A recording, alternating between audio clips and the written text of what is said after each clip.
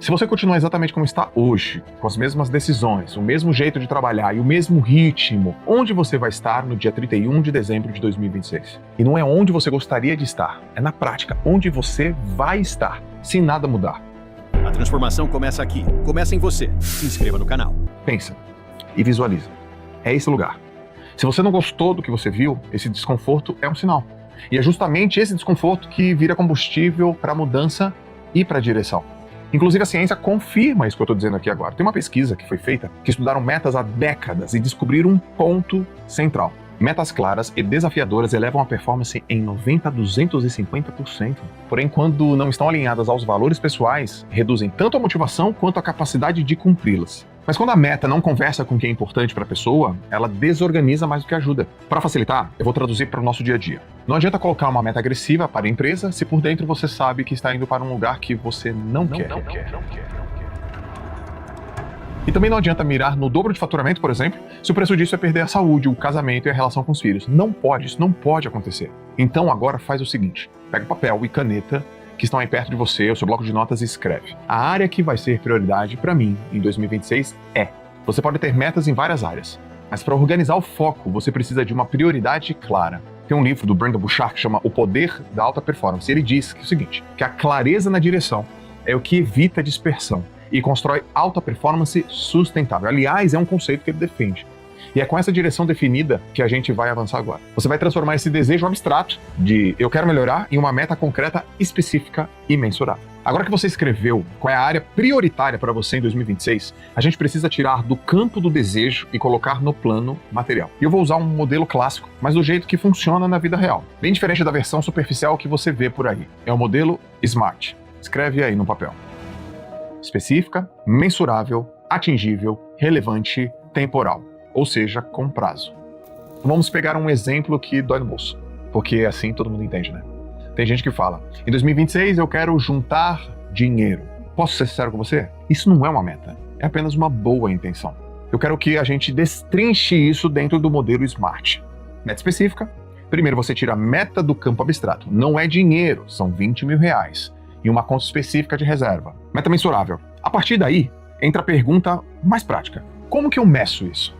E aqui você consegue olhar mês a mês e ver se está com 2, 5, 8, 10 ou 15 mil guardados. Na meta atingível, depois que você sabe o que quer e como medir, vem a parte da sensatez. Isso cabe na sua realidade hoje. Você olha para a sua empresa, para o seu salário, para os seus custos e avalia se esse valor mensal faz sentido com possíveis ajustes. E chega a hora da meta relevante. Com a viabilidade clara, falta a pergunta que separa metas fortes de metas que são fracas. Isso importa de verdade para a sua vida? Essa é a pergunta. Aqui a meta se conecta com algo maior, com propósito, com significado.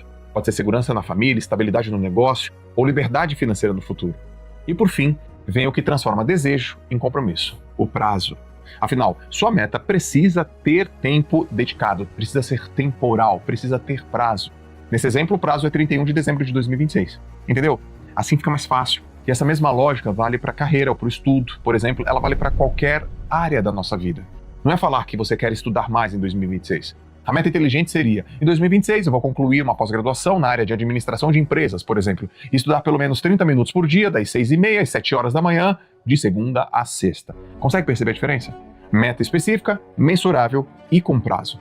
Lembra dos pesquisadores que eu citei antes? Eles estudaram metas por décadas e chegaram a uma conclusão muito clara. Metas específicas superam metas vagas. Ou seja, quando você sabe exatamente o que você quer, a sua atenção e energia se alinham. E essa clareza se conecta com outro ponto que eles também encontraram na pesquisa. Metas desafiadoras, desde que sejam possíveis, geram mais comprometimento do que as metas mais fáceis. Ou seja, o desafio certo engaja mais do que o conforto. E tudo isso leva a uma terceira conclusão dos dois. Poucas metas bem definidas funcionam muito melhor do que listas grandes de metas. Isso é, quando você foca em menos, você entrega mais. E de acordo com esses dois autores, esse é o arcabouço que sustenta qualquer planejamento sério de metas. Isso está alinhado com um estudo sueco também de estabelecimento de metas e aceitação de desafios para mudança de comportamento. Esse estudo fez algo que é muito interessante. Ele acompanhou 850 pessoas e observou como elas definiam metas na vida real. E o resultado trouxe 3 aprendizados importantes. Primeiro aprendizado: metas demais não funcionam. Mesmo tendo liberdade para criar vários objetivos, 79% das pessoas acabaram escolhendo apenas uma meta principal. Isso significa que quando a meta é importante de verdade, a maioria das pessoas concentra energia em um único foco. O segundo aprendizado mostrou que quando a pessoa personaliza o desafio, como criar algo que combina com a sua rotina e com a sua realidade, por exemplo, o engajamento dispara. Olha só, esse estudo encontrou que 47% das pessoas criaram ou adaptaram desafios próprios, o que aumentou a aderência porque o plano fazia sentido para a vida real delas. E por fim, o último aprendizado. Mesmo com boa intenção, as metas que eram genéricas não mudaram o comportamento. Esse estudo concluiu que definir metas não garante transformação. O que muda de verdade o comportamento é ter a meta alinhada com o que importa, desdobrada em desafios concretos e construída para caber na sua rotina. E é aqui que entra um princípio fundamental que você precisa saber. A meta só funciona quando combina com a tua vida, com o teu negócio, com os teus horários, com as suas próprias limitações e, acima de tudo, com as suas prioridades. Não adianta copiar a meta de alguém que vive uma rotina completamente diferente da tua. E por isso, você não precisa de 20 metas. Você precisa de poucas metas, mas muito bem definidas. Eu, particularmente, gosto de trabalhar com 1, 2, no máximo 3 metas grandes por área, que são importantes para mim. Vou te dar um exemplo. Na área financeira, pessoal, a meta pode ser juntar R$50 mil de reserva. Na área de negócios, a meta pode ser aumentar o faturamento da minha empresa em X% com a margem mínima de Y%. Na área da saúde, a meta pode ser reduzir de 100 quilos para 95 quilos e reduzir minha percentual de gordura de 15% para 12% até o final de 2026. Agora eu quero que você faça o mesmo. Pega papel e caneta, pega teu bloco de notas e escreve aí 1, 2, no máximo 3 metas, mas ela tem que ser smart, dentro da sua área prioritária para 2026. Falando em metas de negócio, vamos pegar um exemplo muito comum hoje. É aquele profissional que quer lançar um projeto online, por exemplo, criar audiência e começar a vender pela internet. Um projeto digital pode ser prestar serviço, vender algum produto, criar algum conteúdo ou desenvolver, por exemplo, a sua própria marca. Isso, por si só, já pode ser uma excelente meta smart. Ela é específica, mensurável e tem prazo. Mas existe uma dor real nesse processo. Como colocar esse projeto no ar de forma rápida, estruturada e sem depender apenas das redes sociais que mudam o algoritmo o tempo todo?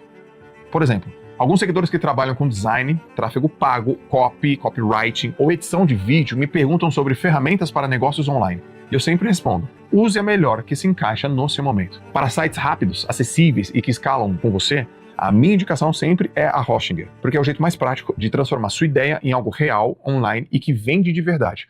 Inclusive agora em março, que é o mês do consumidor, a Hostinger está com uma condição promocional por tempo limitado. E eu quero falar aqui da Hostinger porque eu acredito nela. E que acaba sendo um ótimo momento para você começar esse seu negócio agora em março, gastando pouco.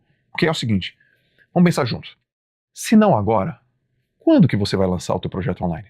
A ideia que está na tua cabeça hoje pode continuar como um dia eu faço, ou pode virar um projeto concreto ainda esse ano. E o melhor é que você não precisa ser programador, nem especialista, nem em tecnologia, nem design. Eu não sou. A turma aqui que trabalha comigo também não é. A própria inteligência artificial da Hostinger ajuda você a montar o seu site em poucos passos. Isso vai economizar o seu tempo e o seu dinheiro. Na prática, funciona de forma muito simples. Vou te mostrar. Você escolhe o modelo, ajusta o título, coloca na sua bio, define o seu objetivo e pronto! O site já pode estar no ar.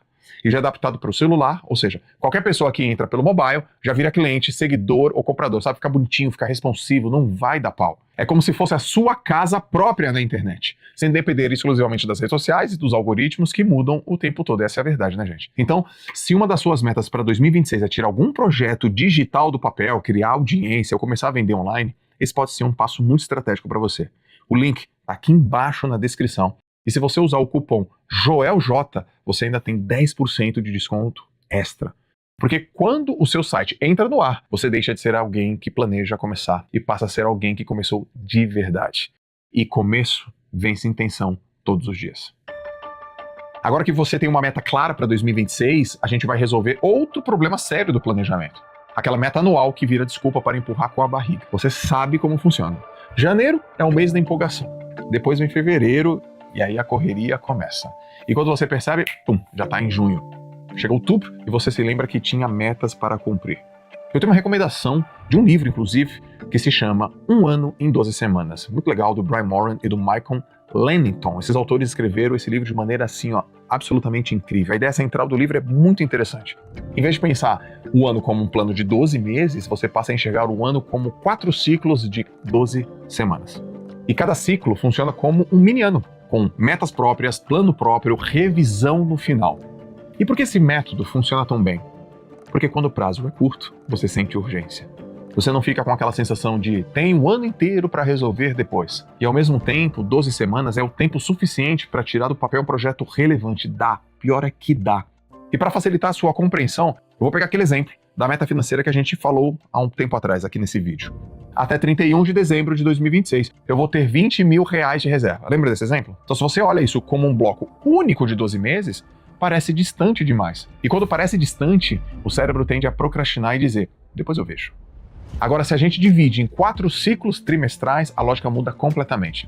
Ó, trimestre 1, juntar R$5 mil. No tri 2, mais 5. No tri 3, mais 5. No tri 4, mais 5. Dentro do primeiro trimestre, a pergunta deixa de ser vaga e passa a ser prática. O que eu preciso fazer nesses próximos 3 meses para fechar os primeiros R$5 mil, por exemplo? Talvez cortar 2 despesas específicas, ou negociar uma dívida que consome juros, ajustar o preço do serviço, rever propostas comerciais, ou até criar uma nova fonte de receita mesmo. Percebe como a meta fica muito mais concreta? E agora que a meta anual virou meta trimestral, o próximo passo é transformar isso em execução no dia a dia, sem sobrecarga e sem perder consistência. Com a meta trimestral definida, a gente chega agora no coração da execução, a rotina. Porque meta sem rotina vira apenas intenção. E intenção, gente, sem ação diária, não gera resultado. Essa é a verdade. Você descansa? Sim. Você só não desliga a consistência desse jogo. Porque é o seguinte, pensa comigo. Quantas horas da sua empresa estão sendo gastas em tarefas que não movem a sua meta principal? Tem um livro chamado Essencialismo que explica como eliminar o não essencial e como isso torna a chave de rotinas que realmente avançam em metas reais. Eu adoro esse livro. Larissa, minha esposa, ama esse livro. Aliás, é o livro predileto da minha esposa. E a relação da causa e efeito aqui é que a rotina gera espaço para o que é essencial, enquanto o essencial gera progresso diário. Na prática, é bem simples. Quando você organiza a sua rotina com intenção, você cria espaço para as ações que realmente fazem a meta avançar. E é aqui que entra o conceito da melhora de 1% ao dia. Um exemplo fácil para você assimilar, se a sua meta é saúde, esses 1% pode ser caminhar 10 minutos extra. Se a sua meta é para o seu negócio, esse 1% pode ser revisar uma proposta de cliente diariamente ou ajustar um pequeno processo que impacta o faturamento. Pequeno no dia, gigante no ano. E outro princípio importante também vem de um livro que eu gosto muito, que é Comece pelo Mais Difícil, de um autor chamado Brian Tracy. Ele mostra uma ideia muito clara, que é assim, ó, resolva primeiro a tarefa mais importante do seu dia. Por quê? Porque quando você faz o que é mais relevante logo cedo, você ganha tração, ganha foco e entra em movimento. É como se o dia começasse com uma vitória, sabe? Com um gol, com um ponto teu. E essa sensação de avanço gera mais energia para você continuar executando. E agora eu quero te provocar com uma pergunta prática.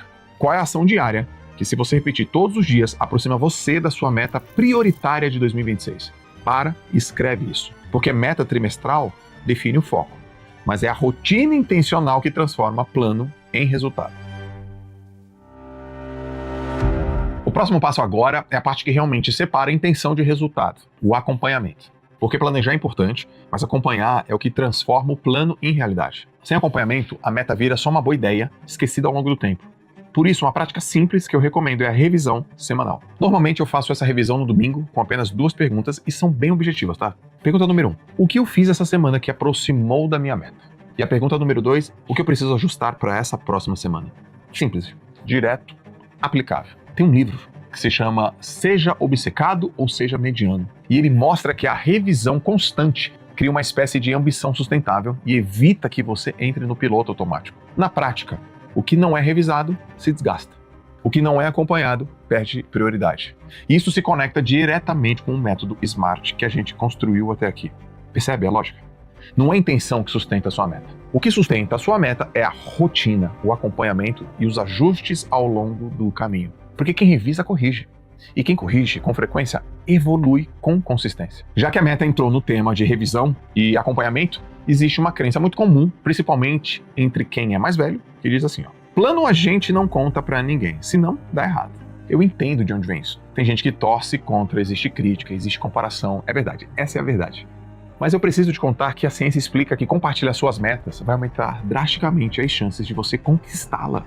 Meta guardada só na cabeça tem muito menos força do que a meta que é escrita e compartilhada com as pessoas certas. E a chave está exatamente nisso, pessoas certas.